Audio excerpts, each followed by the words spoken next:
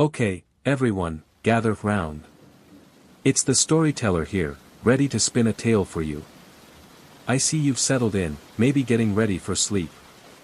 Perfect. Before we dive deep, if you enjoy these stories, a quick like and subscribe really helps the channel grow.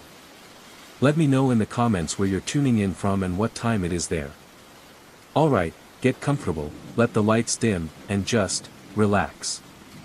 Let my voice guide you. This story, well, it still sends a shiver down my spine when I think about it. I still remember the first time I heard those footsteps. The heavy thud echoing in an otherwise silent corridor. My pulse, already hammering from the start, feeling that something wasn't right. I had chosen that tiny commercial room as my sanctuary, hoping to focus on my personal projects without the buzz of a busy office or the clamor of a shared workspace. The building itself was old, with a single flickering light outside by the parking lot. From the moment I walked in on my first evening, I felt an unsettling chill crawling across my skin. The hallway smelled of stale air and cleaning products, a stale mixture that did nothing to ease my unease.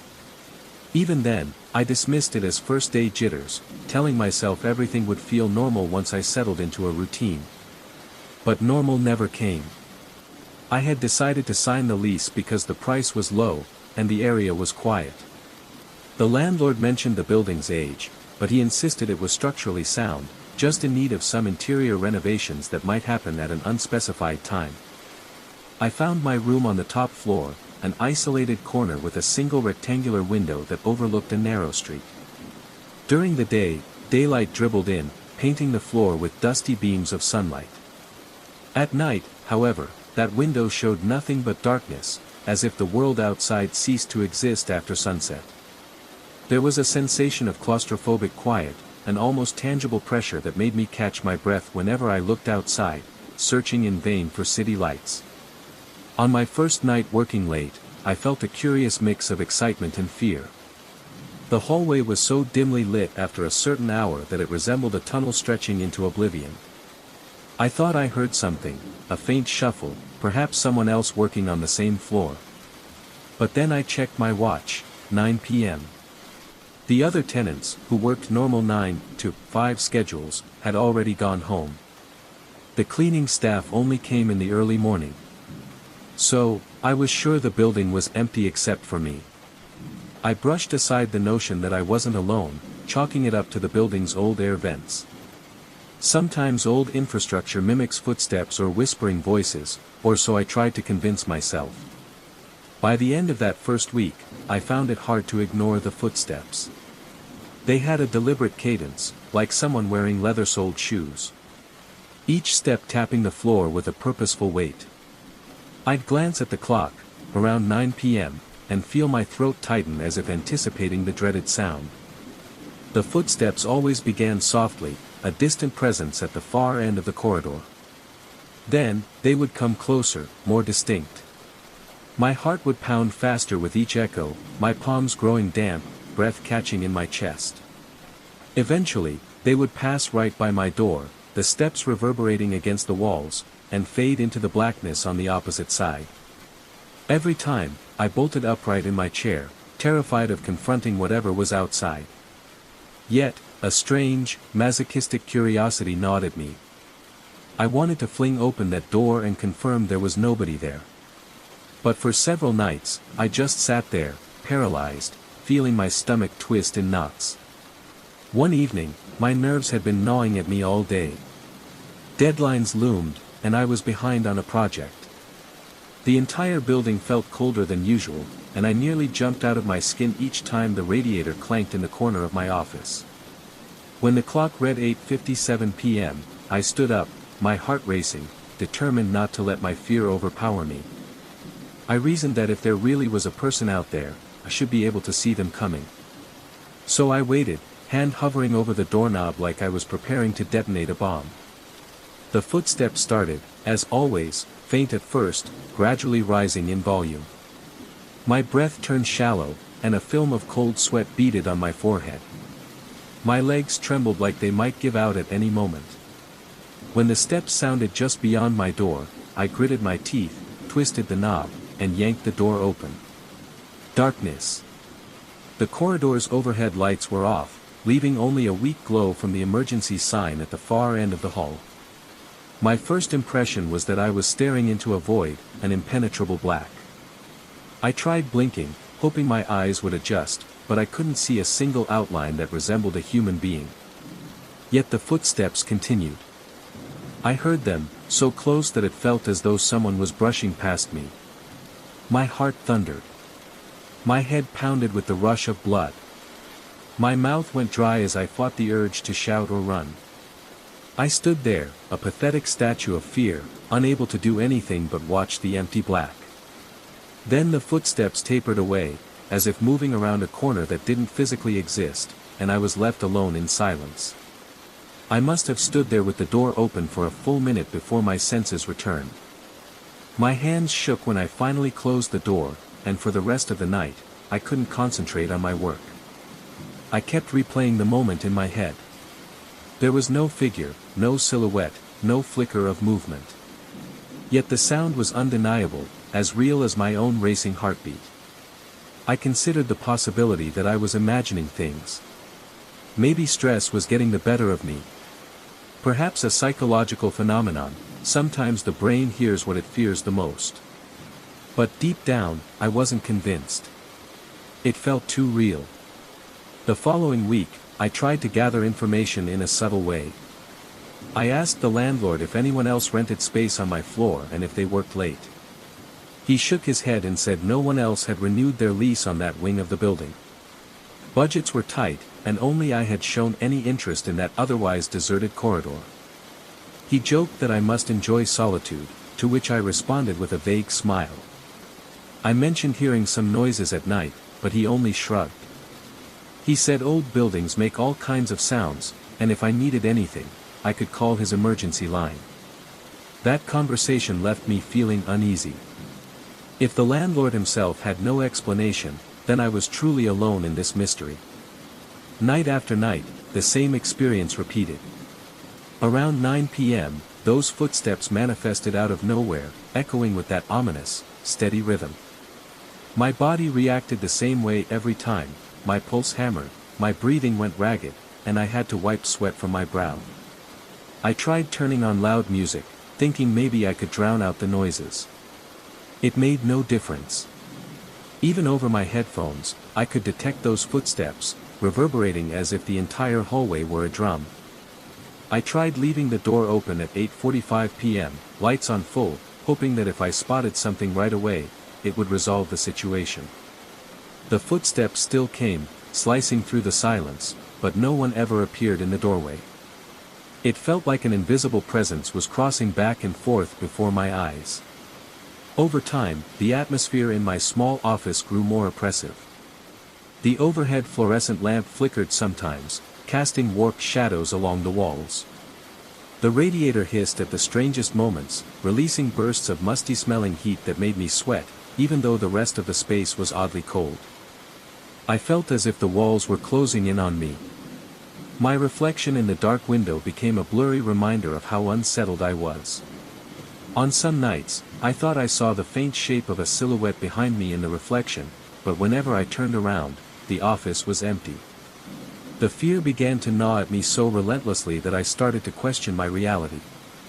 Was my mind conjuring illusions? Was I losing track of what was real?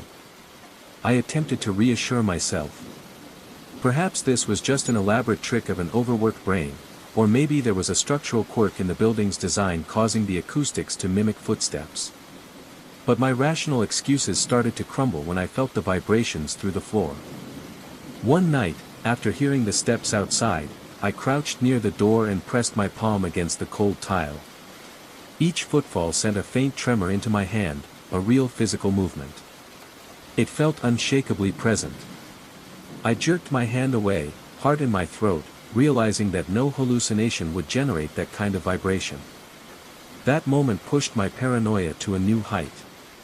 I started dreading evenings, watching the clock with a sense of impending doom. Even earlier in the day, I'd catch myself flinching at random sounds, a door creaking elsewhere in the building, a distant honk from the street, or the hum of the ancient ventilation system. My muscles tensed involuntarily, my jaw remained clenched, and I developed a near-constant tension headache. Any conversation I had with friends or colleagues about my new workspace occurred indirectly. I'd vaguely say that the building was creepy or unsettling, but I never confessed the full extent of my fears. I worried they'd label me paranoid or delusional. Eventually, my work suffered so badly that I realized I had to confront whatever was lurking in that corridor. On a Thursday night, I steeled my nerves and devised a plan. I'd arrive just before dusk, set up a camera to record audio and video from the corridor, and keep every single light on. If there was an explanation, an intruder or a misfiring system, I would catch it. That evening, the building felt more sinister than ever. Even the elevator ride was unnerving, its fluorescent bulb flickering just enough to throw my pulse into overdrive. Once I reached my floor, I installed the camera in front of my door, angling it to capture the entire length of the corridor. Then I retreated into my office, forcing myself to breathe slowly. When 9 p.m. approached, I positioned myself behind my door, ready to pop out at the slightest sound. The footsteps began like clockwork, a distant knocking on the far side of the corridor. My heartbeat thundered in response, and I felt my breath stick in my throat. This time, I forced my legs to move. I swung the door open while the footsteps were still reverberating. The corridor lay empty, though the footsteps continued, just a few feet away from me. It was as though an invisible figure marched in plain sight, defying any logic. My entire body went numb with terror. I reached out in the darkness, hand quivering, and felt nothing but cold air. And then, abruptly, the footsteps stopped, leaving me panting in the stillness. I examined the camera footage after my pulse settled somewhat. The hallway lights had flickered at the exact moment I heard the steps. The audio recorded the sound of footsteps, crisp and unambiguous. But the video showed no movement, no shape. It looked as if I had opened the door to chase empty shadows. That final piece of evidence was the tipping point. I felt a wave of raw dread, more potent than anything I'd experienced before. The building was either haunted or messing with my senses in a way I couldn't endure. My mind reeled with the realization that there might be something beyond my rational understanding at work. I knew I had to leave. The feeling of being constantly observed, the thick dread in the halls, and the bizarre evidence on my recording all convinced me that my sanity was more valuable than any cheap rent or quiet working environment. I came in one last time during daylight hours to pack my things. Even then, the building exuded that icy aura.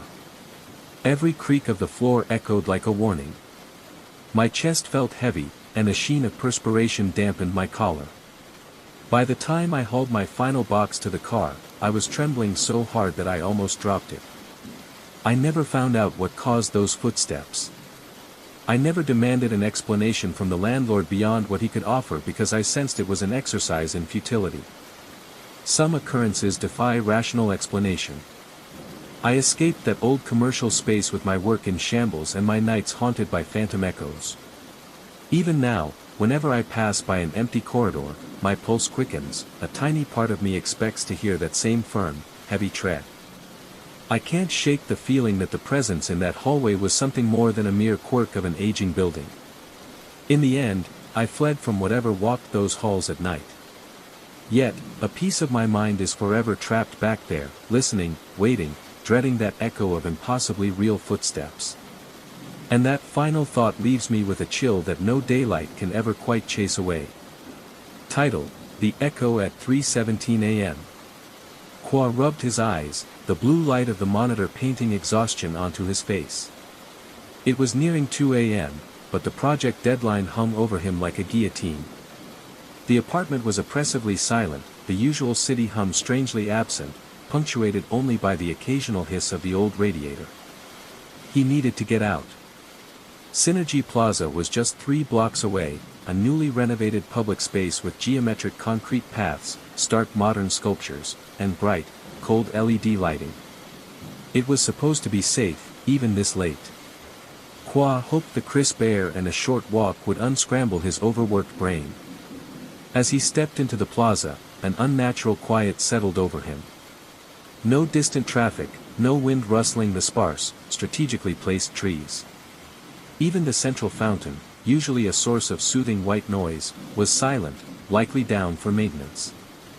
His footsteps echoed sharply on the concrete, each step bouncing back with a slight, unnerving delay, as if the sound traveled much farther than the surrounding buildings allowed. He dismissed it, an acoustic quirk of the plaza's design. He walked for about 10 minutes, the cool air filling his lungs, the tension in his shoulders starting to ease as he mentally rearranged lines of code. That's when he heard it again. Clearer this time. Not an echo. It was a second set of footsteps, directly behind him, maybe 20 feet back. Heavier than his own, yet perfectly matching his rhythm. Kwa stopped abruptly. The footsteps behind him continued for exactly 2 more beats, then stopped too. His heart hammered against his ribs. Slowly, he turned. The plaza was empty. Concrete paths gleamed dully under the cold LEDs. Not a soul in sight. Hello. His voice sounded thin, reedy in the vast stillness. Only silence answered. Stress, he told himself. Sleep deprivation can cause auditory hallucinations. He turned back, forcing himself to walk, ignoring the prickling unease crawling up his spine. The footsteps resumed, instantly synchronized with his. He slowed, they slowed. He sped up, they sped up. The distance remained constant. The feeling of being followed was undeniable now, chilling him to the bone. He spun around again, faster this time. Still nothing. But he noticed something else.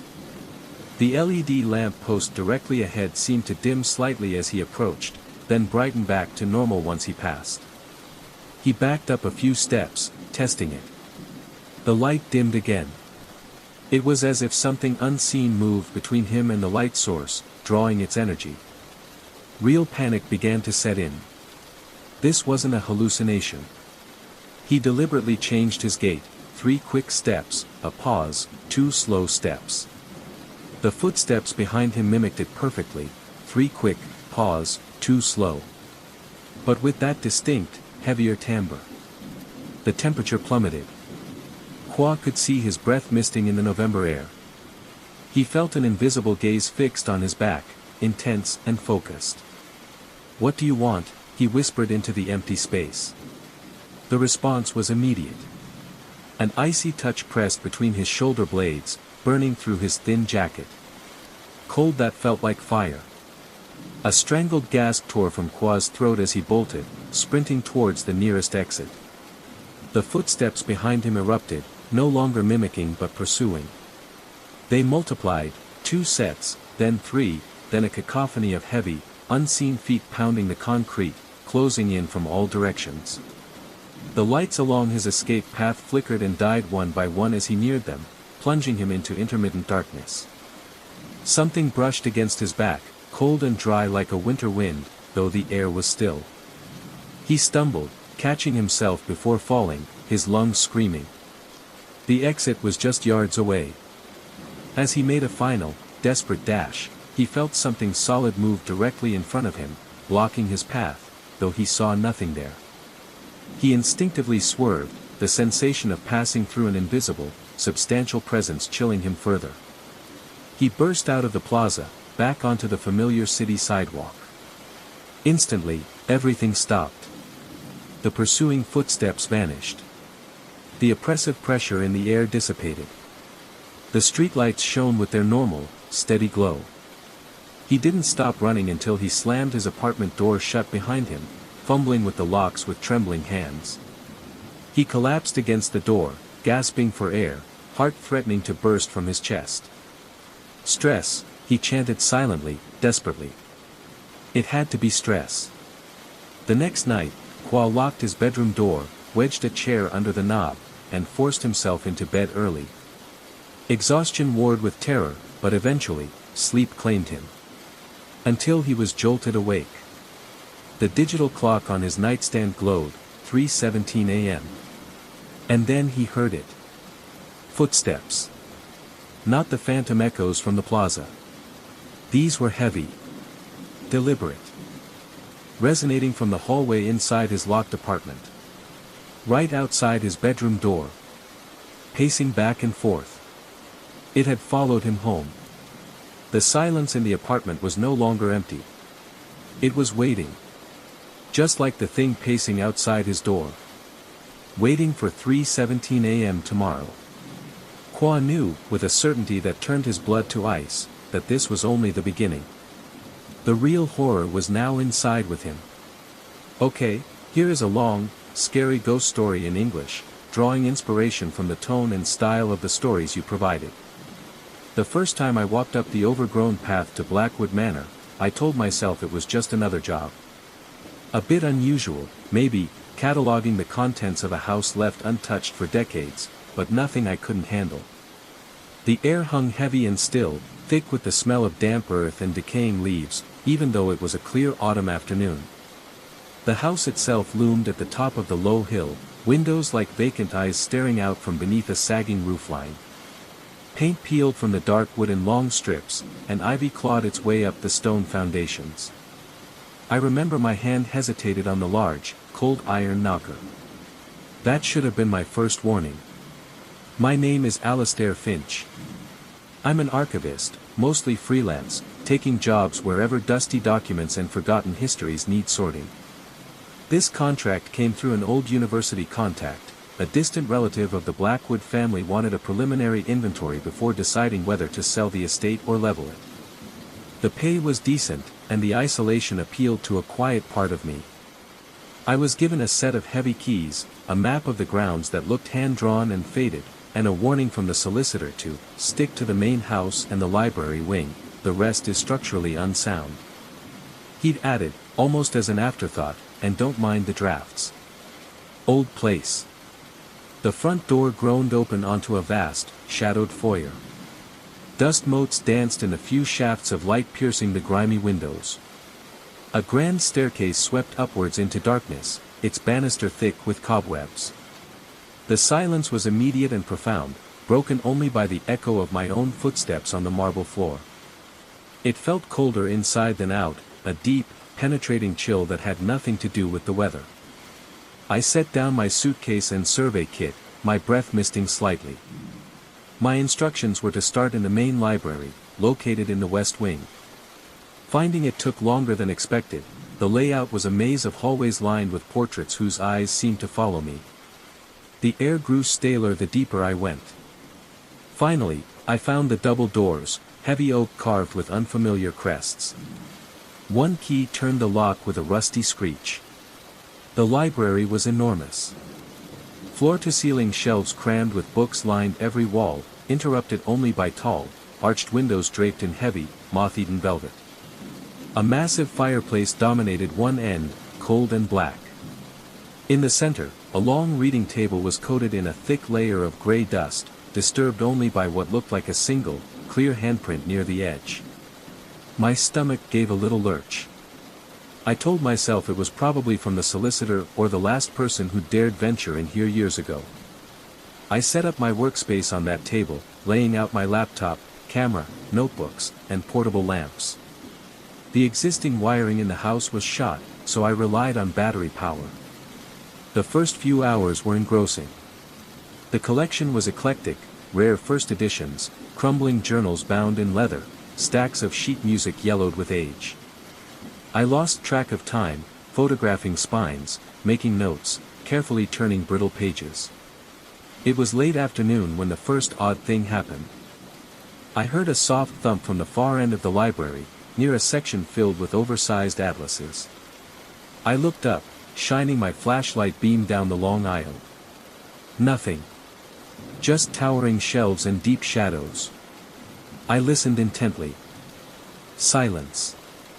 I dismissed it, an old book settling, maybe a rat. I went back to work, but a knot of unease had tightened in my gut. As dusk began to creep through the grimy windows, the library grew darker, the shadows deepening and seeming to shift at the edge of my vision. My battery-powered lamps cast pools of stark white light, making the surrounding gloom feel even more oppressive. I heard it again, a distinct scrape, like a heavy chair being dragged across a wooden floor. But there were no chairs in that part of the library. I stood up, my heart thudding against my ribs. "Hello?" I called out, my voice sounding thin and uncertain in the vast space. "Is anyone there?" The only reply was the echo of my own question fading into the stacks. I walked slowly towards the source of the sound, my flashlight beam cutting through the dust-filled air. The floorboards creaked under my weight. I reached the end of the aisle. Empty. No sign of disturbance. But the air here felt colder, stagnant. I shone the light upwards, along the towering shelves. A book near the top seemed slightly askew, protruding more than the others. Too high for me to reach easily.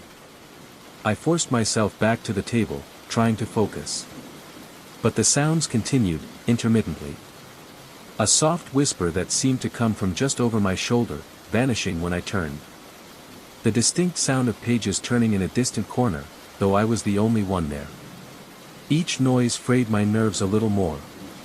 My skin prickled, and I kept glancing towards the darkest corners, half expecting to see something watching me. By the time true night fell, I was jumpy and exhausted. I decided to pack up and retreat to the small caretaker's cottage near the gate, which the solicitor had assured me had working plumbing and electricity. As I gathered my things, my flashlight beam swept across the long reading table again. My blood ran cold.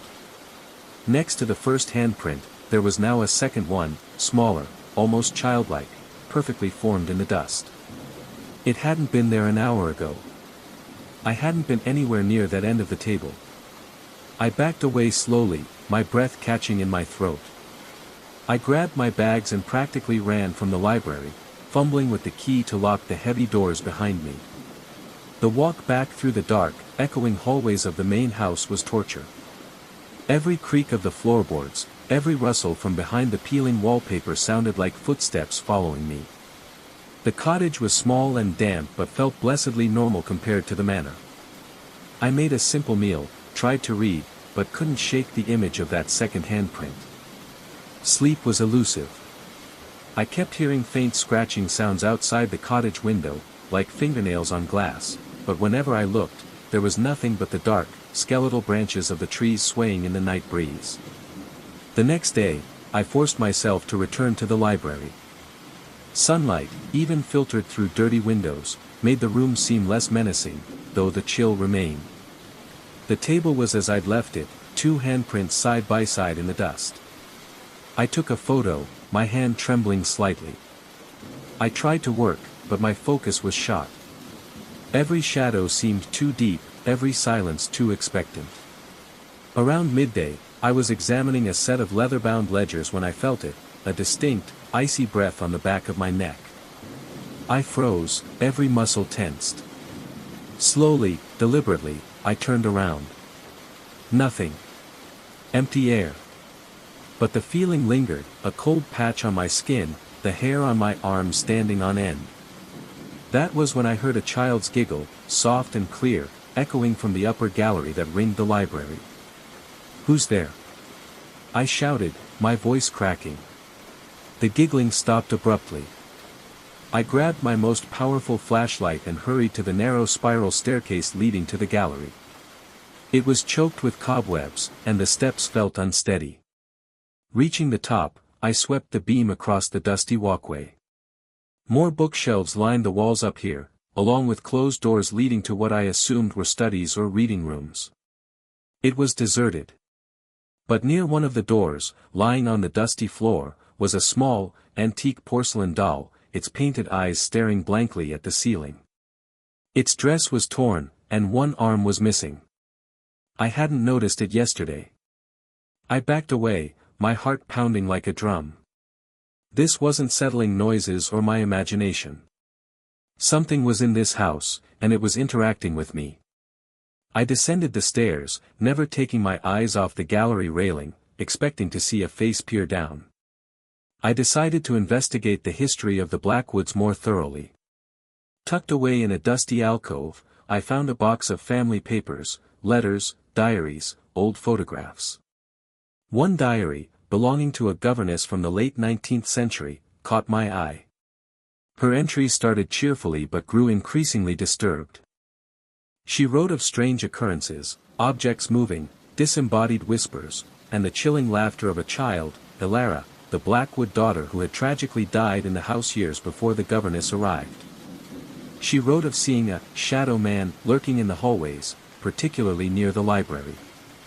Her later entries were frantic, filled with fear, describing feeling watched, feeling cold spots, and hearing scratching sounds at her door. The final entry was abrupt, unfinished. There was no record of what happened to her. As I read, the temperature in the library plummeted. My breath plumed in front of me.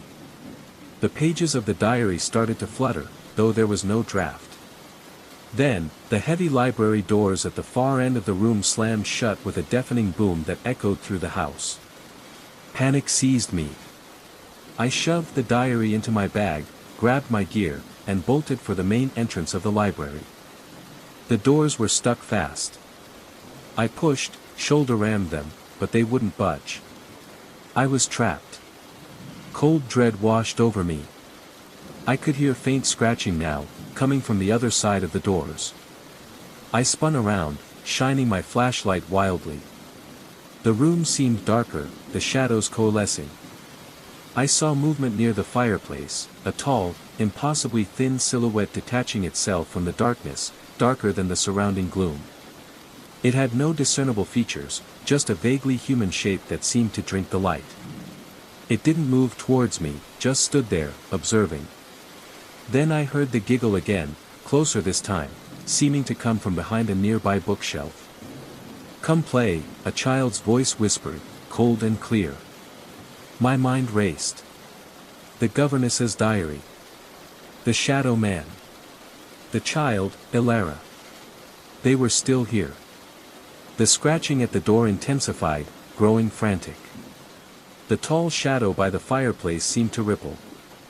I backed away towards the reading table, my eyes darting between the locked doors, the shadow, and the unseen source of the giggling. My flashlight beam flickered violently. "Leave me alone!" I screamed, the sound raw in my throat. The whispering started again, swirling around me now, dozens of voices murmuring indistinctly, overlapping, rising in volume. The chill in the air became painful, biting at my exposed skin. The shadow figure took a step forward, gliding silently over the dusty floor. Desperate, I remembered the fireplace. Maybe there was another way out, an old service passage. I scrambled towards it, tripping over a stray book. The shadow glided faster. The giggling turned into a high-pitched shriek that grated on my nerves. I reached the fireplace, my hands searching frantically along the cold stone. My fingers brushed against a loose brick. I pulled. It came away, revealing a dark cavity behind it. Not a passage, but something small tucked inside, a tarnished silver locket. As my fingers closed around it, the room erupted. The whispering became a roar. The shadow figure surged towards me, extending an impossibly long arm. The shrieking intensified, filling my head.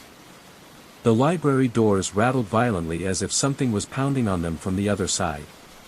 Clutching the locket, I squeezed my eyes shut, bracing for impact. And then, silence. Abrupt, total silence. The cold lessened slightly. The roaring faded. Hesitantly, I opened my eyes. The shadow figure was gone. The doors were still. The library was empty, save for me, standing by the cold fireplace, clutching a tarnished locket. My flashlight shone steadily now. Trembling uncontrollably, I tried the library doors again. They swung open easily. I didn't wait. I ran through the dark manor, out the front door, and didn't stop until I reached the relative safety of the cottage. I left Blackwood Manor the next morning.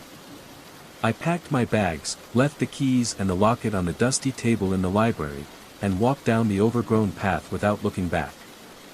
I emailed the solicitor, citing structural concerns and personal reasons for terminating the contract immediately. I didn't mention the handprints, the doll, the shadow, or the voices. I never got paid for the full job, but I didn't care. Some histories are better left buried. I still have nightmares about that library, about the feeling of icy breath on my neck and the sound of that cold, childish giggle echoing in the darkness. And sometimes, late at night, when I'm alone, I think I hear faint scratching at my own door. I tell myself it's just the wind. I have to. The whispering wallpaper. Finding the apartment felt like hitting the jackpot. The rent was almost suspiciously low for a place in this up-and-coming neighborhood, tucked away in a charmingly old building. There was just one slightly odd request from the landlady, an elderly woman whose eyes never seemed to fully meet mine. Don't peel the wallpaper in the master bedroom, dear. It's old, I know, but it keeps the walls insulated. It sounded harmless enough, maybe a bit eccentric.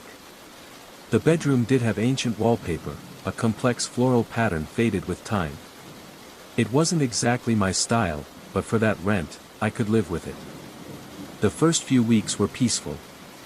I got used to the creaks of the floorboards and the gurgle of the old pipes at night. Then, I started hearing it. At first, it was just the faintest rustling, like dry leaves skittering across a surface. So quiet I dismissed it as wind finding its way through ancient window seals. But the sound only ever seemed to happen when I was in the bedroom, and it always came from the direction of the wallpapered wall. I tried to ignore it, telling myself fatigue was making me imagine things. But the whispers grew, not louder, but more distinct. Not actual words, but a low, constant murmuring, like many voices speaking at once just below the threshold of understanding. It felt like pressing your ear to a thin wall and hearing the muffled conversation next door, except, there was no room next door to that wall. An unsettling feeling began to creep in. I started paying closer attention to the wallpaper itself. Did the intricate floral patterns seem, not entirely still? Sometimes, I'd catch a flicker out of the corner of my eye, a sense that the tiny leaves trembled slightly, or a faded petal unfurled just a fraction more when I wasn't looking directly at it. Tricks of the low light, surely. One night, the whispering kept me awake. I sat up in bed, staring at the wall. In the faint moonlight filtering through the window, I could have sworn I saw a face form within the twisting vines and flowers. It was fleeting, like seeing shapes in clouds, but chillingly distinct for that 1 second. Its expression was blank, but its empty eyes seemed fixed on me. I scrambled to turn on the lamp. The wall was just a wall again, old, faded wallpaper. But the feeling of being watched lingered, heavy and cold. The next morning, I called the landlady, trying to keep my voice casual, asking about the wallpaper's history.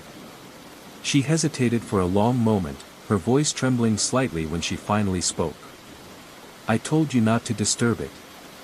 The people before, they said it helps hold the house's memories. What memories? I pressed.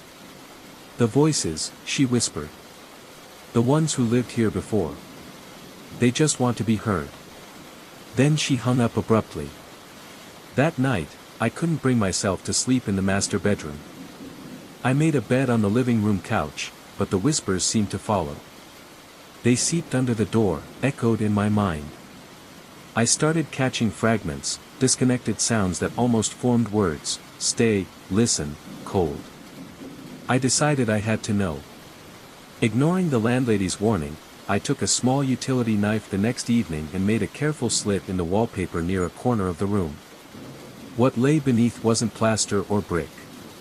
It was another layer of paper, older, darker, and covered in faint, spidery handwriting. Names.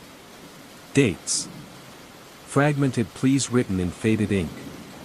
The moment the knife cut through the top layer, the whispers stopped.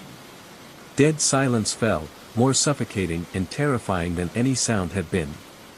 And then, from right behind me, came a long, cold, mournful sigh. I didn't dare turn around. I dropped the knife, stumbled backward, and bolted from the apartment, running down the street in my pajamas. I never went back.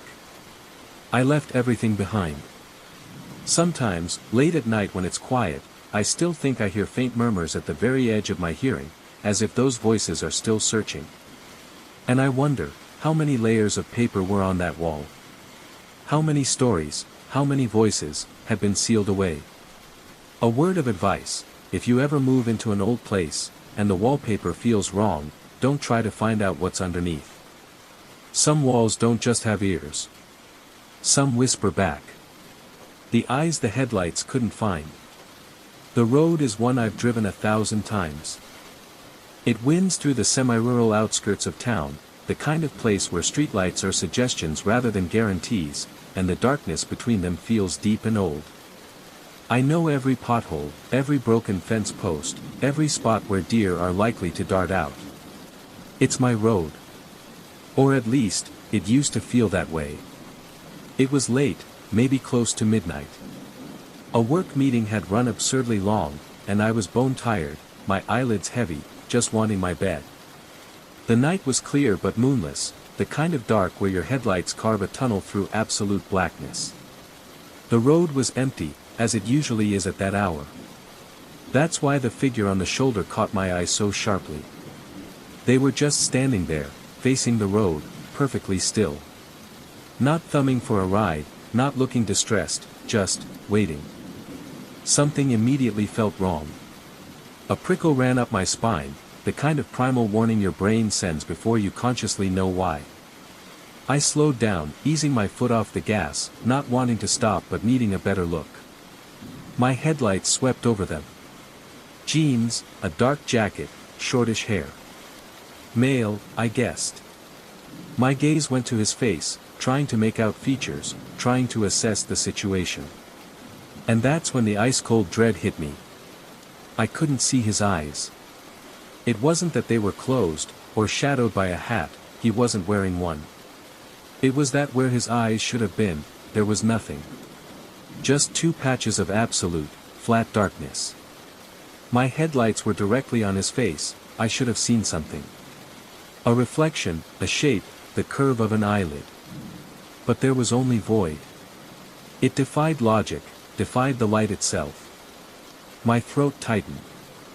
My hands felt slick on the steering wheel. Every instinct screamed danger. Then, he lifted a hand.